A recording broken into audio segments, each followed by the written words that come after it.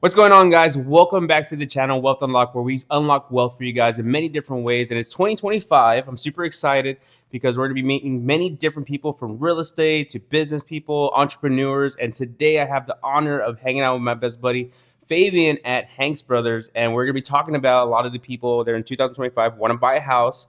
A lot of them don't have the time to be going to every single builder. So I thought it'd be really smart of us to talk about your builder. We're going to meet other people as well, so that way you can have a little bit of insight before you go out into the market right now. We're in San Antonio, Texas? Yes. All right. And what side of town are we on? We're on the far west side of San Antonio. All right. So, Phabian, I would love to get to know your backstory a little bit, how you got into sales and new home construction. What do you think about the company? Little things about background about you. For sure. Well, thank you for the introduction. Thank you, man. Hey, everybody.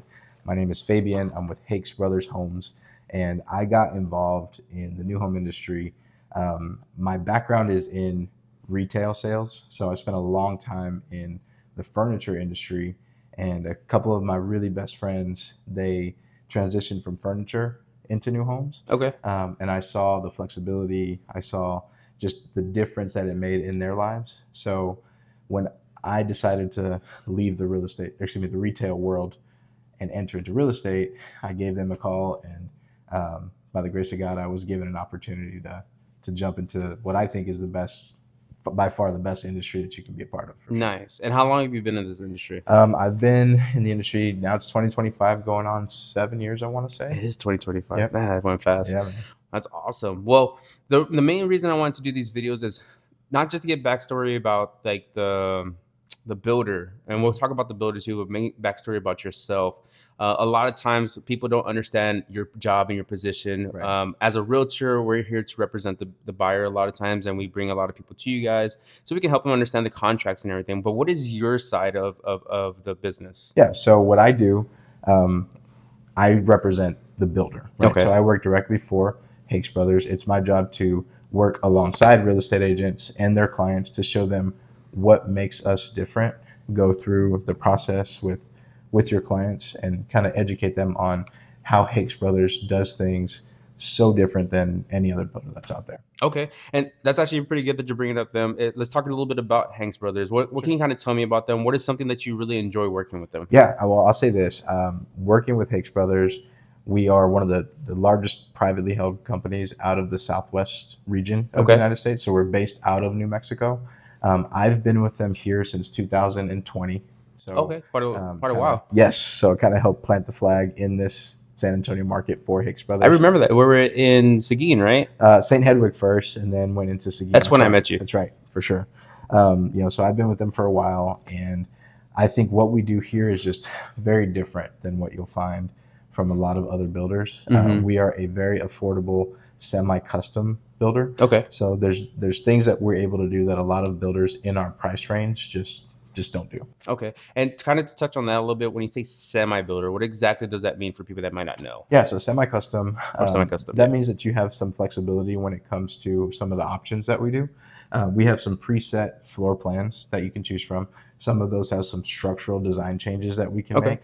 But we also, something that we do that's very different, a lot of builders don't do, is we give you some custom options where a lot of builders don't. So if there's something that you're really set on, we can see, and it's outside of our scope of work typically, we can see if that's something that we can do for you. I think we had a couple of the features actually here in the house because we're in your model. Right. What are some things in the model? I'll pan into some videos. But what are some things in the model that kind of stick out that a lot of people tend to like? Well, I'll say this. There's a lot of builders out there where when they design inventory homes or spec homes, they design them to certain specifications and they don't deviate from that.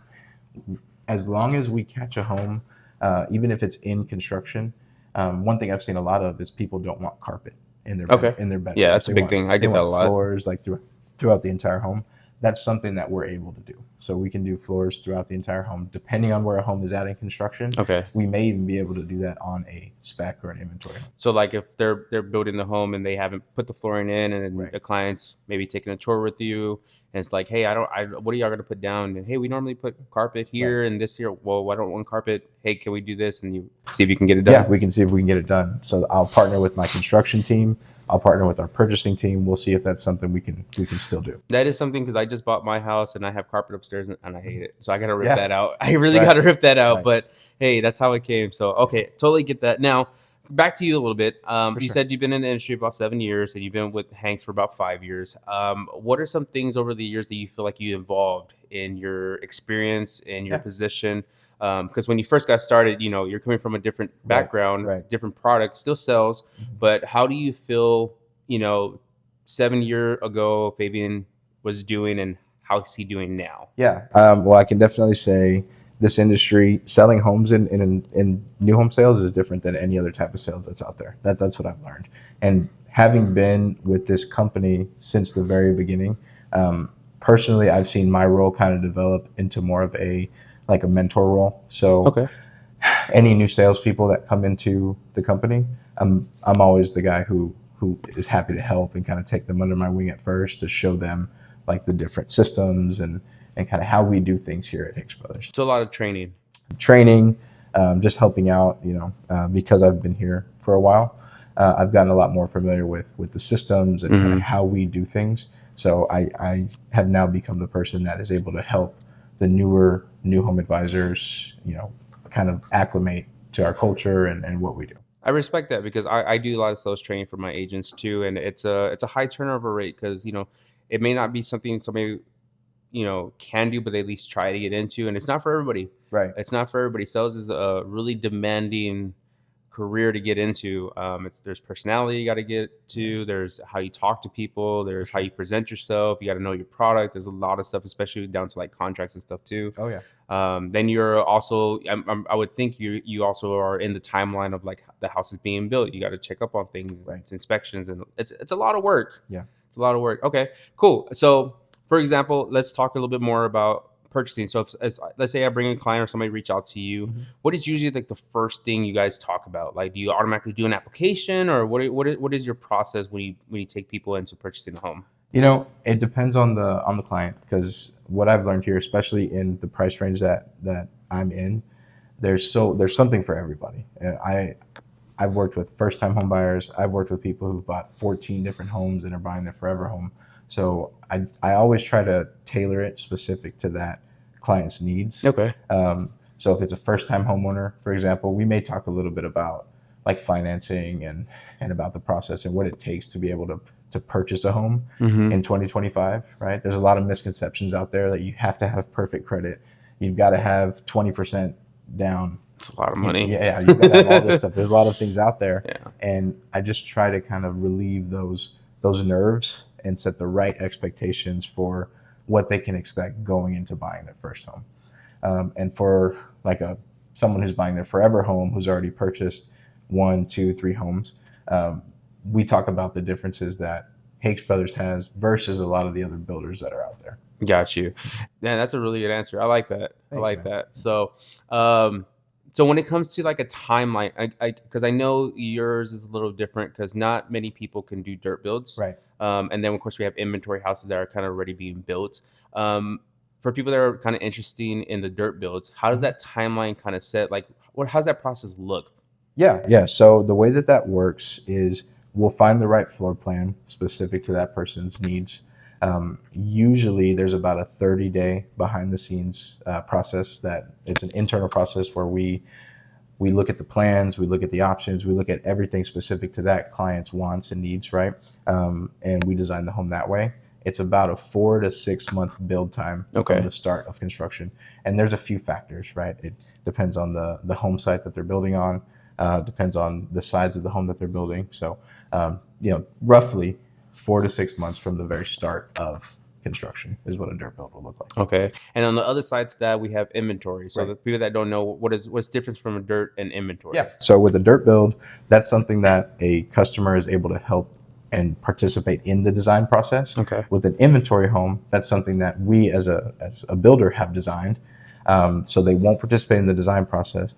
Changes are sometimes still able to be made, but not a ton. Those homes are typically going to be maybe a month to 2 months out from being complete. So They didn't get to participate in the design, but they can move in and close on that home a lot sooner. That's probably a big pro, is that people that want their house sooner probably Right. shouldn't do a dirt build, since it's going to take time to build. For sure. And the cool thing about that too is right now in the current market, a lot of builders are doing things like rate buy downs. That's been the talk of the town for the past few years, is interest rates. Yeah. On an inventory home, you can lock your rate in pretty much from the day of contract, depending on when it's going to be complete. Within 60 days is typically that sweet spot. Mm-hmm. On a dirt build, it's usually not able to be locked in Until for later. a few months. Exactly. And I think we talked about this because we had a client looking to do a dirt build. Yeah. Just so we're a little transparent with people, dirt build is not as easy as an inventory house, because there's a lot more variables that come to it, especially like the locking in the rates and things like that. Appraisals, is that also a thing that can cause issues when it comes to like dirt builds? Have you ran into any of that issues? The nice thing about what I do here is I work with the people during their design. Okay. So we don't have a local design center here in San Antonio. Okay. So I'm able to help really guide and advise people on what options are going to potentially add value or not add as much value, so we can really control that number. Okay. And mitigate the potential for any appraisal issues. So to kind of like clarify that, Luke, because I understand what you're saying, but for people that may not understand, so when it comes to getting an appraisal is like the value of the home. Yeah. And an appraisal has to come in at a certain amount, right, depending on the loan that you're trying to get for it. And if you're over that amount, then either you got to pay the rest of that out of pocket, or you got to negotiate back to maybe going less, which that may not happen depending on how much stuff you put in it. Yeah. So I think a lot of times when you always talk to my clients, it's one of the key points is like, hey, let's focus on more structural things that we can't change, and cosmetic things maybe a little, if we have a budget for it, we can do work on that later. Why do you suggest that? Yeah, I mean, structural things are typically big items that are more difficult to add later. Or expensive? Is that? They can be. Okay. Or for example, we do things here like really big 8 foot by 12 foot triple stacked doors on the back. So like towards the back patio, you can do these huge giant doors. The standard is just a couple windows and a regular door. So imagine later, a few years from now, having to reframe the back wall. Yeah, that's gonna be a lot. That'd be a ton. And tricky too. And tricky. So anything that's gonna affect the structure, the plumbing, the electric of your home, that's typically something you want to let the builder do. If you're adding something small, like some aesthetics, changing out light fixtures or putting handles on your cabinets or things, most people can do that later, because that's a little bit less intrusive, like on the home. It doesn't affect the structure. Gotcha. Yeah. Like adding an extra room, probably can't do that a little bit later. You gotta get permits. You gotta get construction. Exactly. Like that's a whole big thing. Okay. Well, I want to ask you more for me. What you've been, like I said, you've been in the industry for quite a while. What is something you feel realtors can do better?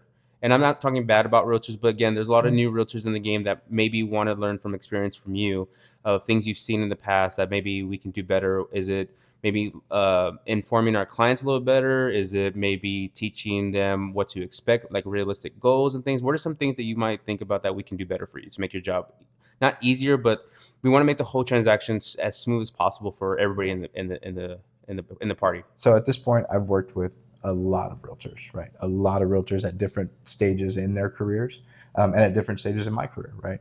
But what I've seen some of the best agents do is, like you mentioned, set the right expectations up front, right? Setting the right expectations around price, around payments, around things like that, and also allowing the new home advisor or the new home salesperson that works specifically for that builder, letting them showcase their product, letting them talk about the process, because they are the experts of that specific builder. That's what I've seen some of the more like top producing and just really, really good agents do, is they set the right expectations up front, like what to expect on a certain side of town as far as monthly payments or pricing goes. Learning the difference between like tax rates and what that can do to a payment, because that's a big factor. And really just allowing the new home salespeople do what they got to do. Yeah. Okay. That's so, because I can take people to different places, and I do know quite a bit of the different places, but you specifically, you don't go sell another builder. This is your builder that you sell, and you know what you need to know about this place. For sure. And at the end of the day, my job is, the way I look at it, I've got two customers, right? Or two clients. I've got the client that you bring me the end buyer, the person that's actually going to be living in the home. But then I've also got you as the real estate agent as my client as well. So I want to take care of you and give you service, because then we can work together in the future as well. If you have a great experience with me, we'll probably work together in the future. If you have a terrible experience with me, then you probably won't want to bring anybody back to me ever again, right? And I get that. And when we talked before, how, and just to be transparent with a lot of people, as a realtor, we work with a lot of different other realtors. We work with a lot of new or construction builders. And so we do remember the experience we have with certain people, and we would like people to be knowledgeable and very helpful. For sure. Because again, we would love a smooth transaction, and sometimes it's very smooth. Sometimes we do the transaction and it's like the easiest thing in the world, but sometimes it's very rough, and it can be, but you don't want it to be the person in the deal making it rough for no reason, right? So I totally get that, and that's actually really good. Yeah. Now here's a big one. Here's a big one. I want to see what your response to is. We get this a lot. I get this a lot with my clients too. A lot of people come to new construction because a lot of the incentives, pricing as well. For sure. But what do you say to those clients that realtors bring, and they're like, well, I don't really want a new construction. I kind of want pre-owned. I don't want HOAs. There's a bitter taste for some people that, they don't want new construction because they don't know about the quality of the build and things like that. They think everything's made cheap these days. Well, specifically for your builder, what would you say to that? Yeah. Well, I think just generally speaking, and there's pros and cons to both, right? Okay. But I think new homes that come with a warranty and brand new components and brand new parts and brand new roof, brand new plumbing, brand new electric parts, all of that stuff being under warranty, there's a big difference there versus going like pre-owned. Again, nothing wrong with the pre-owned market, but I would much rather personally purchase everything new than pre-owned. Okay. We brought up HOA. There are some restrictions and some different things inside of an HOA community, but a lot of that is just for the benefit of the community appearance. That's how I see it too. The benefit of that homeowner, so that way when they drive into their community, they know like everything is well kept and upkept, versus seeing lawns that are overgrown or different things like that. Yeah, and to kind of speak more on that, on the HOAs, because I think, again, that's like the biggest thing that I always get with a lot of people. And after I explain it, they're like, okay, I'm cool. Look, I actually just bought my house in June. Yeah, we have an HOA too. Not expensive. There's some HOAs that are expensive because it also depends on how much amenities you have and things like that. But the way I see it is, again, I'm looking at my house also as an investment. I'm not looking to sell anytime soon, but as a realtor, I help people sell their houses. And you would be surprised how many people look to the neighbors. They'll look at the neighbors and be like, what is going on over there? Right. It's wild and crazy over there. And that's because they don't have HOAs. They can do whatever they want. And it sounds lovely. Like for you, because you're probably a person that's like, well, I know how to keep neat my own place. I know how to take care of my own place. That's not everybody. Unfortunately, that's not everybody. Right. And whenever you're trying to sell your home that you put tons of money into, maybe you're trying to upgrade and get a new home and you need as much money possible to transfer into the new home, the neighbors do play a big factor in that. And, you have trash, overgrown grass, things that just don't look great. That does affect your value of your home and how people do they want to live there? Do they want to deal with that on a daily basis? Right. And that's why people get passed over a lot. So me personally, I don't mind paying an HOA for them to keep up the upkeep. Yes, we have rules, but honestly, they're the same rules that I would do anyways. Take in my trash. Don't have my grass overgrown. Don't paint my house highlighter pink, things like that. So I don't mind them. But again, everybody has the horror stories because they see social media of like Karens out and about. But I would always suggest, and this is what I do with my clients, every time we go to a place that they're really thinking about getting into, I knock doors. I knock doors for my clients and I talk to them and, hey, my name's Eli. I'm a realtor. I actually have a client here looking to buy in the community. What is your impression about your HOAs? Nice. And they usually kind of tell me, and I get a good aspect of like 10 people. And that's usually what I do as a realtor. That's me going, a lot of people say above and beyond, but that should be standard, I think, just because I don't want to just have them call me 30 days down the line. Like, Eli, why would you move me here? It's horrible. Because they're not going to refer somebody back to me. Yeah. So that's me being me. But for sure, I'm okay with HOAs. Yeah. So now back to you. Like I said, you've been in the business for about 7 years. Right. Probably have a lot of stories, a lot of clients. Oh, You yeah. probably can't pick your favorite. We're gonna say not your favorite, but just the one that comes to mind. What Okay. would be some of the memorable stories that you have with clients that you helped?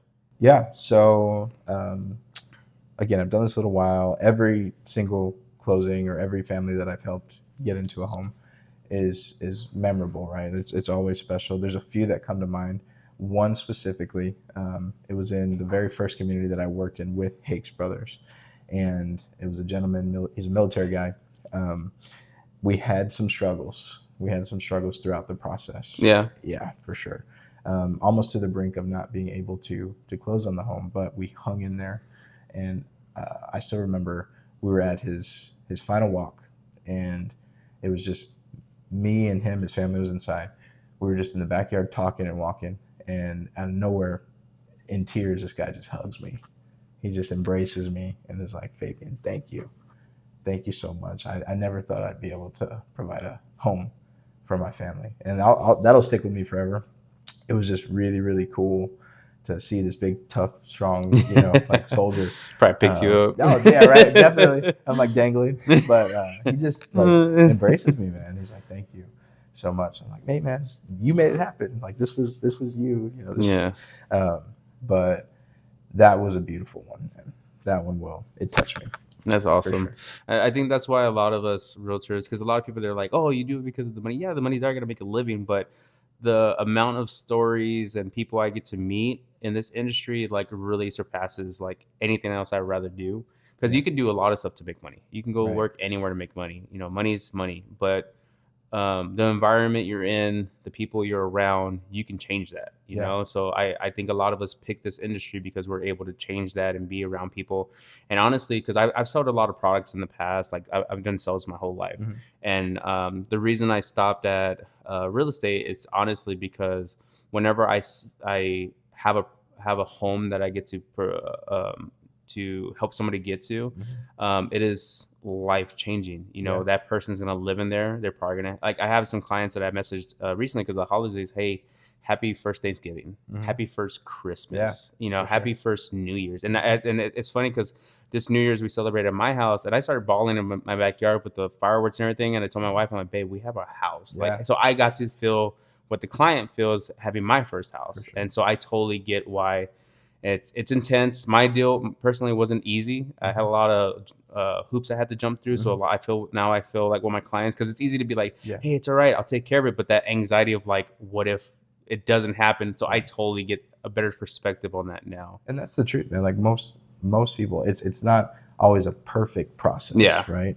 But that's okay. Most people go through something during their home buying process. But at the end of the day, I think it's important for both new home sales professionals like myself and real estate agents like you to always remember behind the contracts and behind all of this stuff is a family who really wants to get into that home. And a good friend of mine, he's a good mentor of mine in sales, in new home sales. His name is Quint. Quint's a great guy. Something that he says always, and I always keep this in mind, is what we do here our goal is to make a positive difference in the lives of other people. And in the grand scheme of things, if you do that, like, you'll live a very fulfilling life. It feels good to make a positive impact in the lives of other people. That's awesome. Yeah, man. Well, I love that. Well, I have a few more questions because I now kind of want to switch it to a different side, the career side for you. Sure. Another thing with the podcast that we have is that we also want to teach people how to build wealth. Okay. And so I want to talk about those people that are thinking about maybe becoming a part of a builder and helping sell homes like you do. For sure. What would be some advice that you would have for people thinking about maybe they're in a retail as well and they're thinking like, hey, I want to go work for a builder. I think I can do that. I love what he's talking about. I love what they're doing. For sure. I want to give that a try. What advice would you give them? Yeah. So one of the best pieces of advice, or something that I've heard in the past, is especially when it comes to like financial or building wealth, right? Making money, is if you help enough people get what they want, eventually you'll have everything that you want, right? And when you keep that perspective in mind, when it's the people first over the money that you can make, you will have a much more successful career. Always keeping the people and the family behind all of that stuff. Like, for example, If you're in real estate, you're usually paid off of like a commission base, right? Mm-hmm. So that home, that family that buys that home, they're going to have that home a lot longer than you're going to have that commission in your pocket. That money's probably already spent, right? Yeah. But that home for that family, dude, they're going to live there for the next 10, 20, 30 years. And the experience that you can give them, that is so much more important than any amount of money that you can make. It's when you come in with the commission breath into sales, right? When all you're in it for is making the money. A lot of times your career will be much more short-lived. Yeah. But making a positive difference in the lives of other people, you keep the people first, and the experience you give them, the service that you give them, as long as that is first, everything else will fall into place for you. Nice. Sure. I like that. And I can attest to that because when I first got into sales, period, it was always about the money because I grew up with nothing. So I'm always trying to, and then it was like I never had enough, no matter how much I made. And then whenever, just some point in time, getting married and everything and thinking about life, I'm like, money is always going to be a need or a want that I have. But, the people around me, and that's why I like switching over to real estate because it gave me an opportunity to provide a service that actually meant something. Yeah. So I love that. Well, man, I really appreciate you sitting with me. It was Definitely. really good. It Thank was you. really good. I loved it. And I hope everybody watching, like I said, we're at Hanks Brothers, just outside San Antonio, just off 1604. Right. Fabian's going to be here. I'll have all his information down in the description as well. Reach out to me if you guys don't have a buyer that's represented. But if you have a realtor, still bring him to Fabian. He can take care of you guys. And we'll probably get everything going for 2025. Yes. If you're looking to buy a house, we'll be happy to help you guys. And yeah, man, I really appreciate you taking the time with me. Appreciate you. Thanks, guys. Thank you. Laters. Bye.